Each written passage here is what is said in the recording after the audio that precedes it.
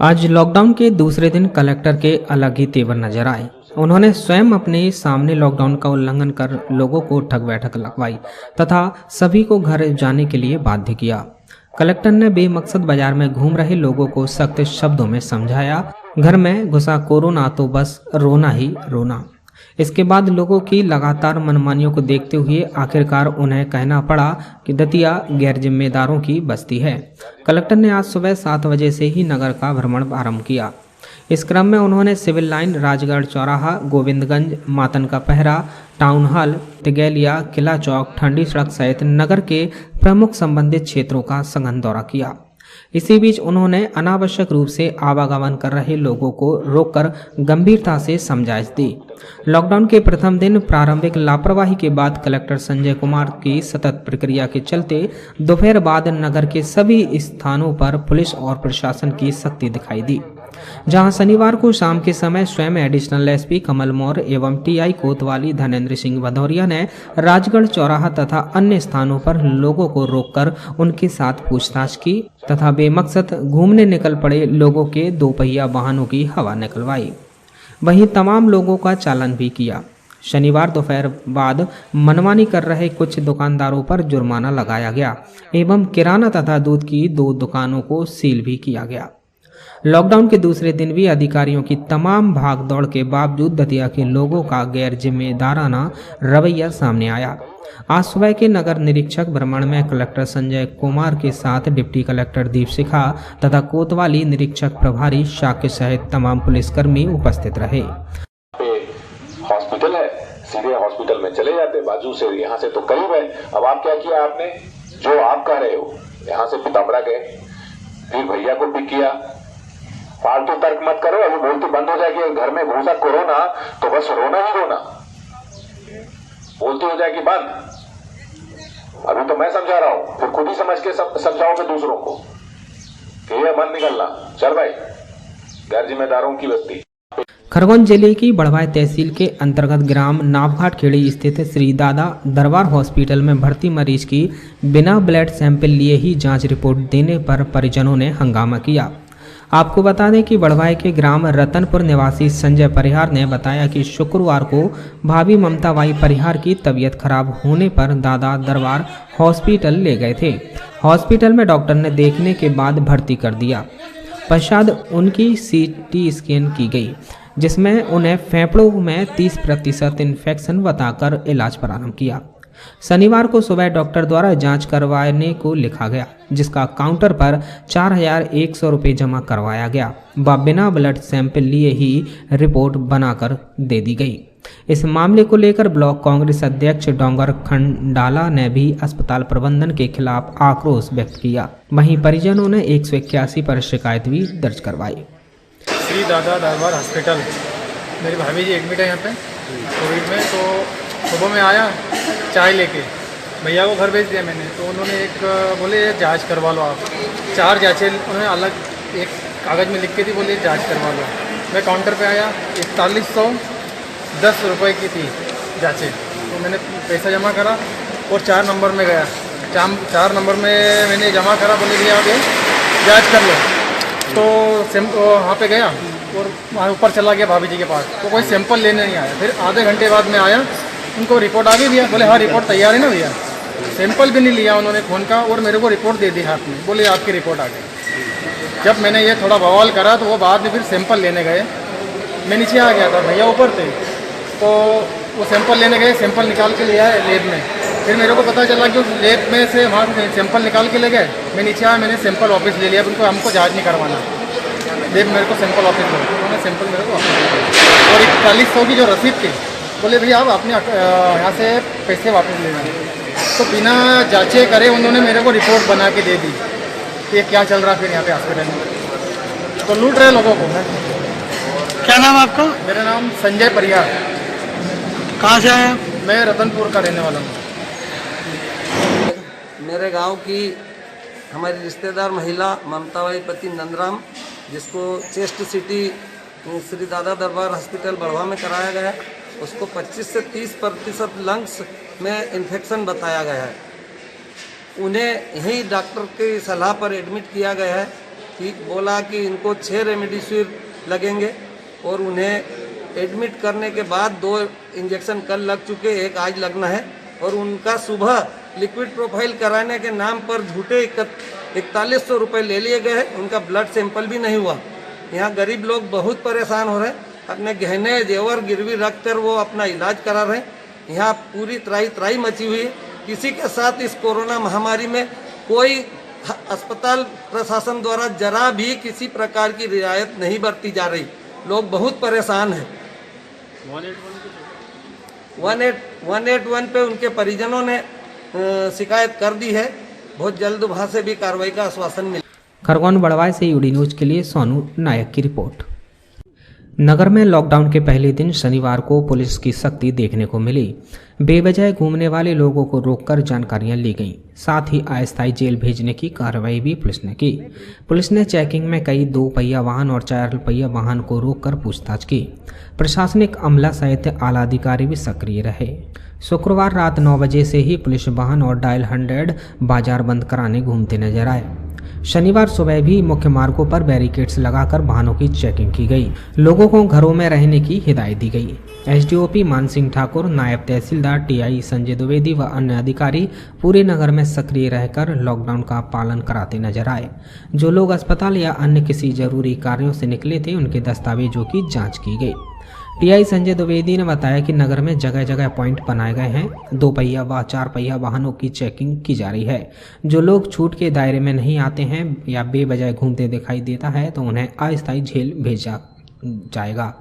TI ने बताया कि 7 मामले में 8 लोगों के खिलाफ धारा 188 के तहत कार्रवाई की गई है। हमारे द्वारा कल रात्रि 9 बजे से ही सभी जगह शहर में पॉइंट लगाए गए हैं जगह जगह, और हमारे द्वारा मोटरसाइकिल पेट्रोलिंग और 4 पहिया वाहन से भी पेट्रोलिंग कराई जा रही है।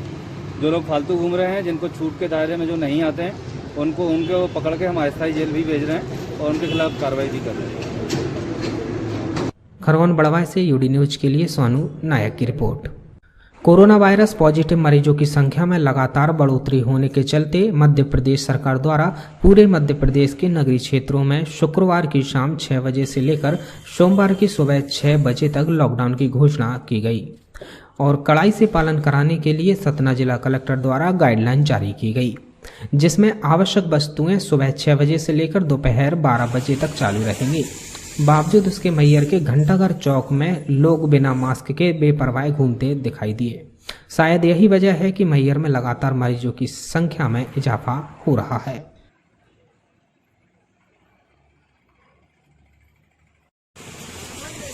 सतना मैयर से यूडी न्यूज के लिए प्रेमानंद सावलानी की रिपोर्ट।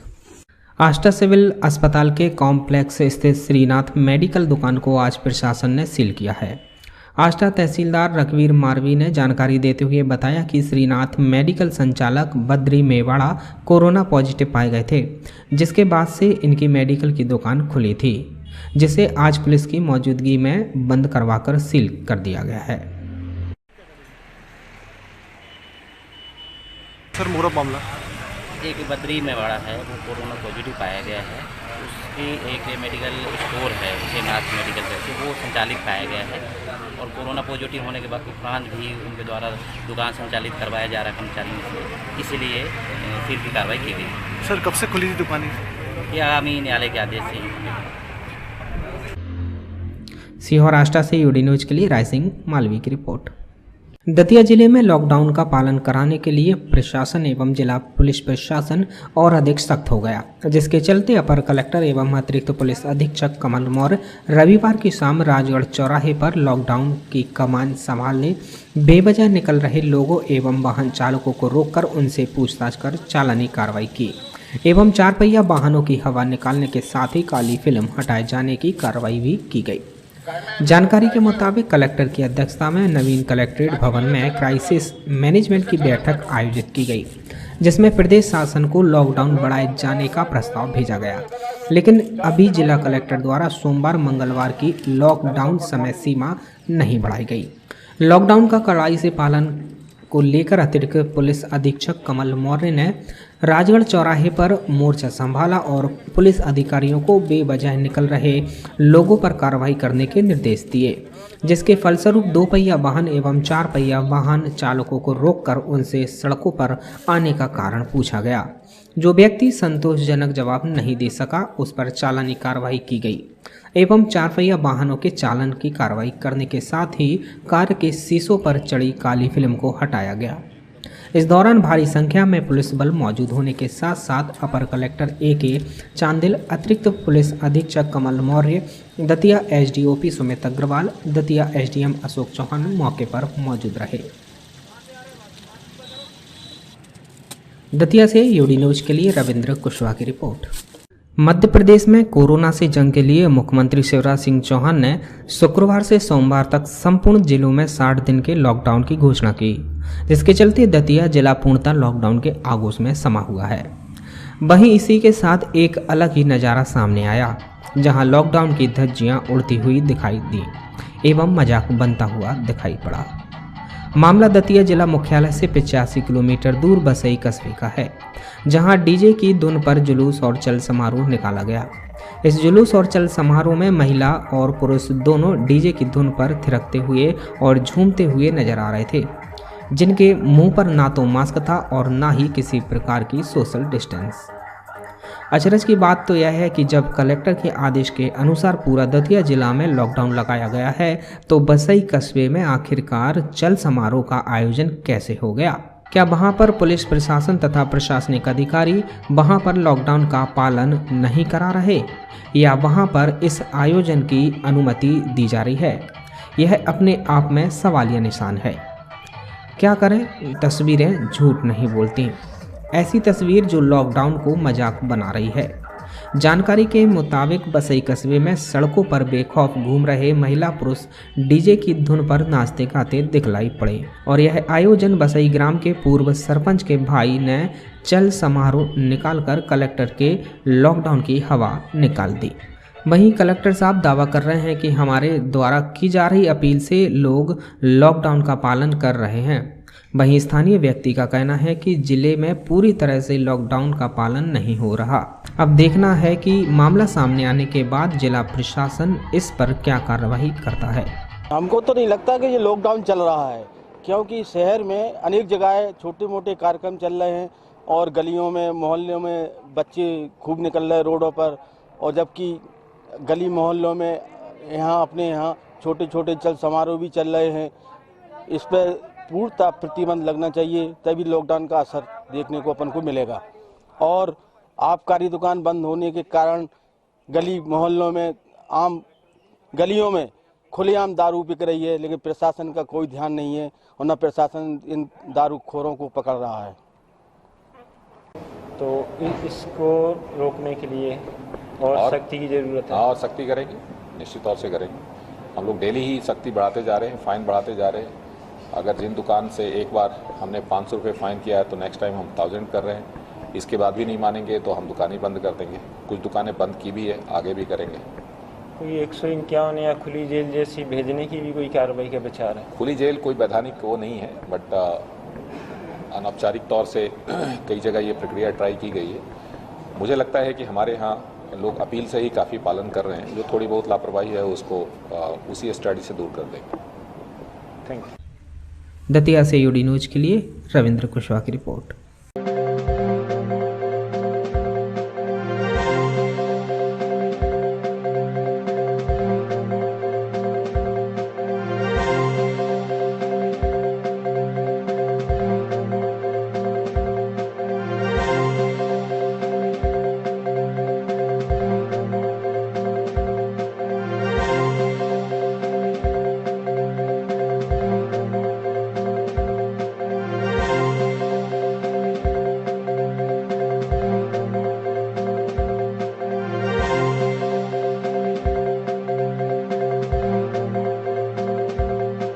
सोमवार से लेकर के बुधवार तक रखा जाए, ताकि जो बंद करने का प्रभाव होता है कोरोना के संक्रमण के रफ्तार को रोकने के लिए, उसको हम मुकम्मल तौर पे हासिल करें। इस निर्णय को क्राइसिस मैनेजमेंट ग्रुप के निर्णय को हमने शासन से रिक्वेस्ट किया है, शासन से अनुमति मिलेगी तो करेंगे। अभी तक नहीं हुआ है, नहीं मिली है, तो हम अभी तक कोई आदेश नहीं किया है।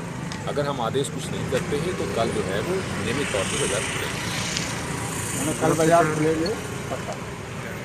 अभी तक तो वही है। मतलब रात में आ सकता है क्या?